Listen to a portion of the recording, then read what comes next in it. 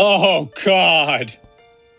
Are you kidding me? Dude, this is crazy. It gets even better. You're watching the news unfold as the Karmelo Anthony situation takes an unexpected, and for many, uncomfortable turn. At the center of the controversy is not just the stabbing incident itself, but the way the family has chosen to respond publicly.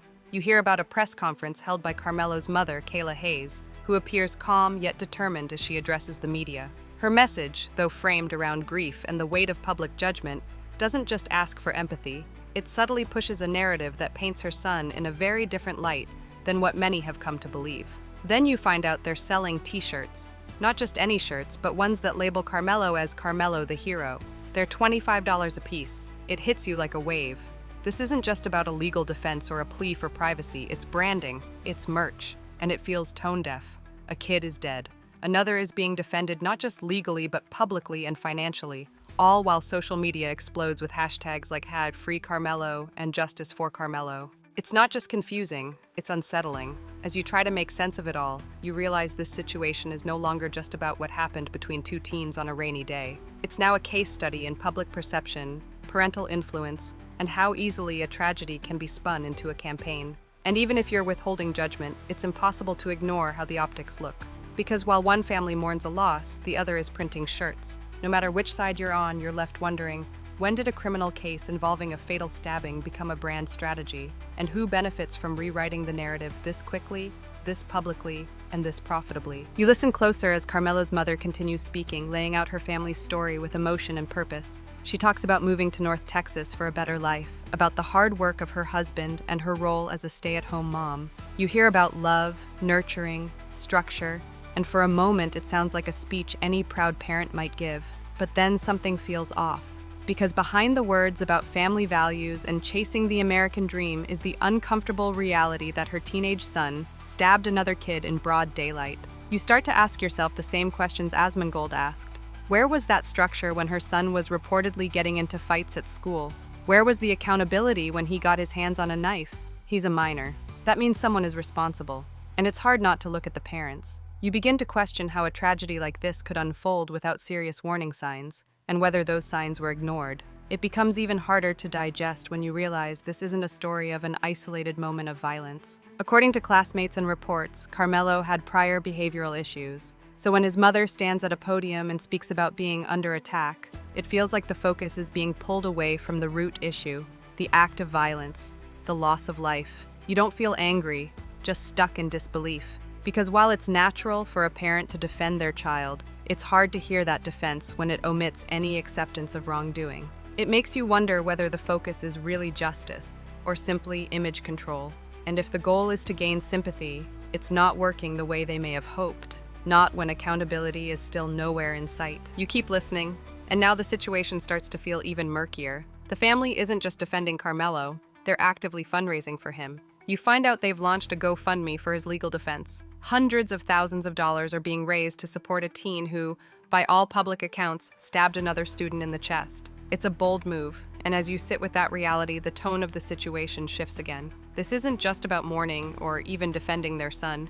It's about rallying behind him, financially and emotionally, in full public view. You don't even have to form an opinion to see why this is stirring backlash. People are angry, not necessarily because the family is grieving, but because of how they're choosing to respond. When tragedy strikes, families often go silent, focus inward, and let the legal process unfold. But this family has taken the opposite route, going public, setting up fundraisers, selling merch, and pushing a counter-narrative that portrays their son as a misunderstood hero.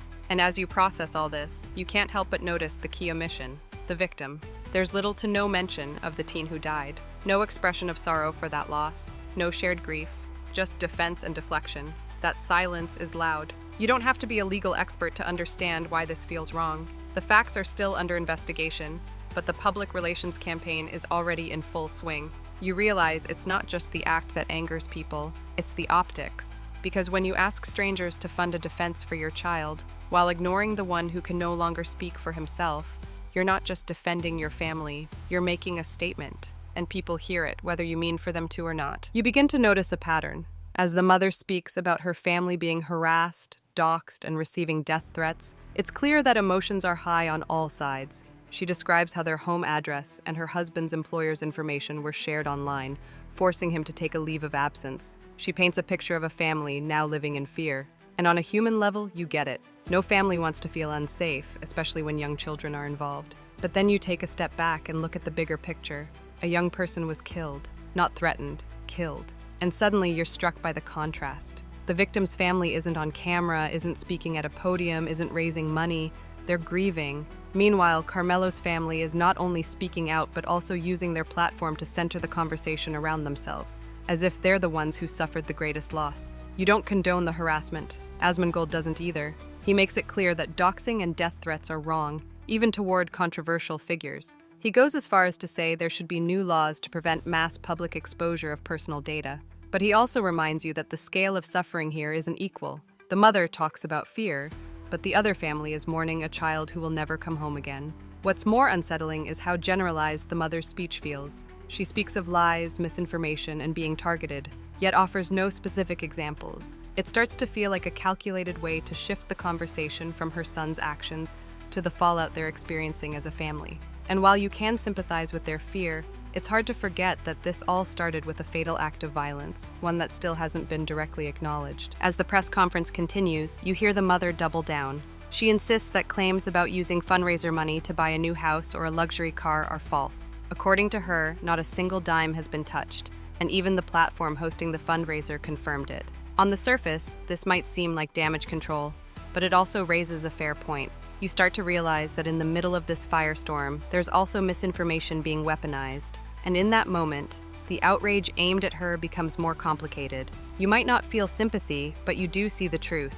If people online are inventing stories, saying she bought an Escalade or a house with donated money, and there's no proof of it, then they're muddying an already tragic situation. Asmongold admits this too. He doesn't side with the family, but he calls it straight. You can't lie on people just because they're in a controversial situation. That's not justice. That's internet hysteria. Still, the core issue hasn't changed. Even if she didn't misuse funds, even if the lies are just social media rumors, her son still stabbed someone. And instead of focusing on that fact, she's focused on public perception, how they're being targeted, how it's all been overwhelming, how it's affecting their mental health.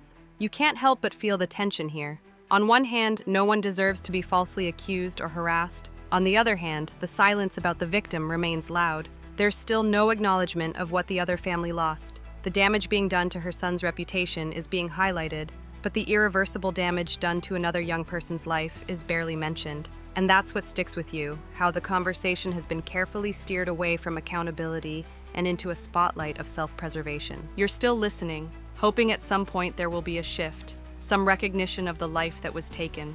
But it never comes. Instead, you hear more about Karmelo's mental health, how it's deteriorating day by day, how the family is being discriminated against before a fair trial has even taken place. His mother says he's been raised in a two-parent household, with structure, love, and faith. You're told they believe in the Constitution, the laws of the state, and fairness in the legal process. But none of that answers the question that everyone is silently asking. What about the kid who died? What about the parents who are planning a funeral instead of a legal defense? What about the community that's mourning, not the one defending? You notice how Karmelo's mother avoids using words like innocent or guilty. She doesn't explain what actually happened under the tent on that rainy and awful day. And legally, you understand why. Her lawyer likely advised her to avoid making direct claims about the incident, but it still feels hollow. The entire message is about protecting her son, yet there's no empathy extended toward the family left shattered by this event. You're left listening to a carefully worded, emotionally charged defense, but not once do you hear the word remorse. Then comes the kicker. She asks for continued support, patience, and prayers, and that's when it hits you. The narrative isn't just about defending Karmelo. It's about preserving the idea that this family has been wronged, that they are somehow equal victims in this story. But you can't forget the fact that someone is dead. And while the mother speaks of values and faith and due process, the silence around the victim screams louder than any of her words. Because at the end of the day, justice requires acknowledgement, and that still hasn't arrived. You wait for it. The moment where Karmelo's family might say something about the victim, a name, a message to the grieving parents, even a vague nod toward the tragedy, but it never comes, not a single word. And as the press conference ends, All you're left with is a carefully orchestrated performance that avoids the one truth no one can ignore. A teenager was killed. Asmongold picks up on it too. He points out what you've already felt in your gut. The absence of remorse is deafening. And while legally it might make sense to stay silent, morally, it leaves a sour taste. Because when you lead with, "Our son deserves justice," while skipping over the justice that's already been denied to another family, you alienate people. You strip the humanity from the situation and turn it into strategy. Then, as if to seal the deal, you see the shirts. Justice for Mello. Free Karmelo. Karmelo the hero. They're $25, cheaply printed, and plastered with a low-res design that's more embarrassing than inspiring. But it's not the design that gets to you, it's the message. They're selling t-shirts to support the image of a boy who killed someone. It doesn't matter if it was self-defense or something more. It hasn't even gone to trial yet, but the verdict, at least on social media, is being sold like merch at a concert.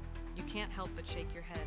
The family says they believe in the legal process, but from where you sit, it looks like they've already launched a PR campaign. And while it might win over a few, to most, it feels like a desperate attempt to rewrite the story before the truth even has a chance to speak. And you're left with one question: if the facts are strong, why the need to sell a narrative?